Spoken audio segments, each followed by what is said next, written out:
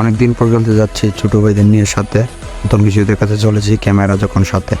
খেলার মধ্যে কী কী ঘটনা ঘটছে এবং রাস্তায় যাওয়া কী কী ঘটনা ঘটছে সব কিছু দেখার জন্য ভিডিওটি অবশ্যই পর্যন্ত দেখবেন এবং ভালো লাগলে লাইক কমেন্ট শেয়ার করবেন এবং যারা ইউটিউবে আছেন সাবস্ক্রাইব করবেন। পরের ভিডিওটা শুরু করে। আসসালামু আলাইকুম ভাই ব্রাদার, কী অবস্থা সবার? আশা করি সবাই ভালো আছেন। আমি আপনার দয়ে খুব ভালো আছি। প্রথমেই আমি আমার রুম থেকে ব্যাগটা গুছিয়ে নিচ্ছি, যা যা জিনিসপত্র আছে যাবতীয় খেলার জন্য সব কিছু সাথে নিয়ে রেডি হচ্ছি। এবং আমার রুমটা দেখতে পেলেন প্রথমেই। আসলে আমি এক খুদে ফুটবলার, আর ফুটবলের টানে আমি ছুটে চলে যাই বিভিন্ন মাঠে। আর এইদিকে আমার হেলিকপ্টার আইসা রাস্তার মধ্যে উপস্থিত, সাথে একজনও আছে উপস্থিত। আজকের ওয়েদারটা খুবই সুন্দর এবং জোস।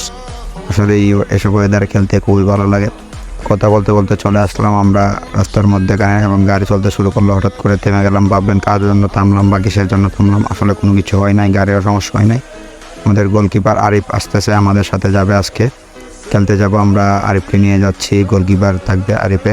তো ওর জন্য সবাই দোয়া করবেন। আরিফ খুব ভালো খেলে এবং ভবিষ্যতে যেন আরও ভালো খেলতে পারে। তো আমার বন্ধু আনানকে বললাম যে গাড়িতে জোরে টান দিও, তবে দিকা টিকা চালাইও, কারণ জীবন এখন অনেক বাকি। পথে এত সুন্দর দৃশ্যটা ভিডিও না করে পারলাম না। আসলে খুব সুন্দর একটি দৃশ্য আমাদের পাশের এলাকা। সচরাচর এসব ওয়েদার দেখা যায় না রাস্তাঘাটে, কিন্তু আজকের ওয়েদারটা খুবই জোর। আমি কথা বলতে বলতে ওরফপুর স্টেশন চলে আসলাম। স্টেশনে আসার পথে অনেক সুন্দর, তবে রাস্তাটা খুবই ভাঙ্গাচোরা ছিল। এখন আমরা আছি যে মাঠে যাব, ধর্মগড় মাঠের রাস্তার মধ্যে। এই রাস্তাটাও খুব বেশি খারাপ না, অনেক ভালো, অনেক সুন্দর রাস্তা। চারদিকে গাছপালা, সবুজের প্রকৃতি।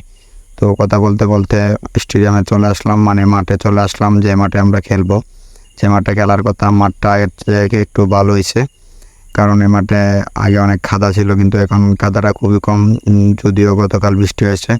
তো আমি কথা বলতে বলতে বুট টুট পরে নিলাম, সবার সাথে কথা বলে। ওরা বললো যে একটু তাড়াতাড়ি রেডি হয়ে নিতে। আমি একটু তাড়াতাড়ি রেডি হইতেছি। তাড়াতাড়ি রেডি হওয়ার কারণ আজকে খুব বেশি সময় খেলা হবে, কারণ অনেক দিন যাবৎ বেশি সময় খেলতে পারি না। গত কিছুদিন যাবৎ ইনজুরি ছিলাম।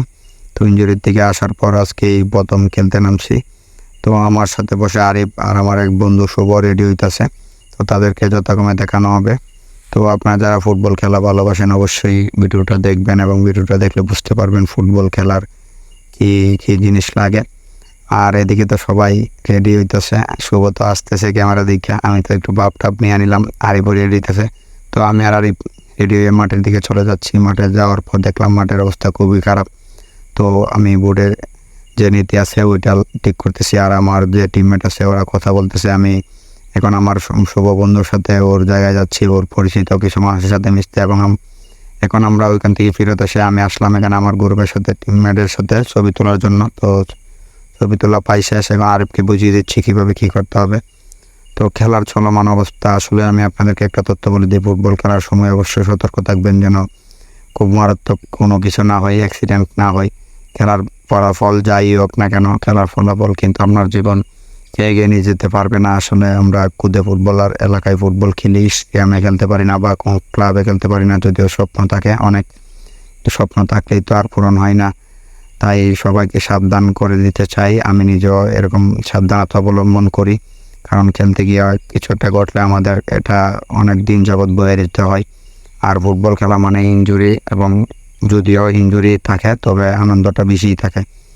তো আপনারা দেখতে পেলেন খুবই আক্রমণ হচ্ছে আমাদের দিকে। আসলে আমরা তুলনামূলক, যেহেতু ওদের মাঠ স্বাগতিক ধর্মগড় ফুটবল একাদশ, ওদের মাঠে ওদের বিপক্ষে খেলাটা খুবই কঠিন এবং চ্যালেঞ্জের মোকাবেলা করতে হয় অনেক।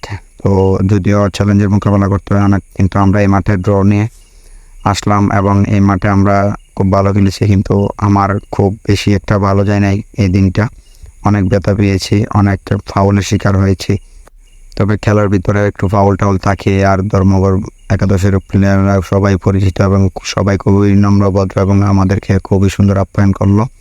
তো লাস্ট পর্যন্ত খেলার ফলাফল হলো ধর্মগড় ফুটবল একাদশ 2, রাজনগর ফুটবল একাদশ 2। আপনাদের সবার কাছে একটা অনুরোধ, খেলার সময় সবসময় সতর্কতা থাকবেন এবং সবসময় সাবধানতা অবলম্বন করবেন, কারণ একটি দুর্ঘটনা সারা জীবনের জন্য খান না।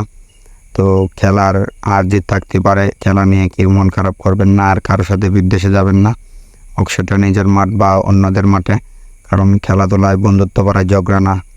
তো গাইস, আজকের ভিডিও পর্যন্ত। যাদের ভালো লাগবে লাইক কমেন্ট শেয়ার করবেন এবং পাশে থাকবেন।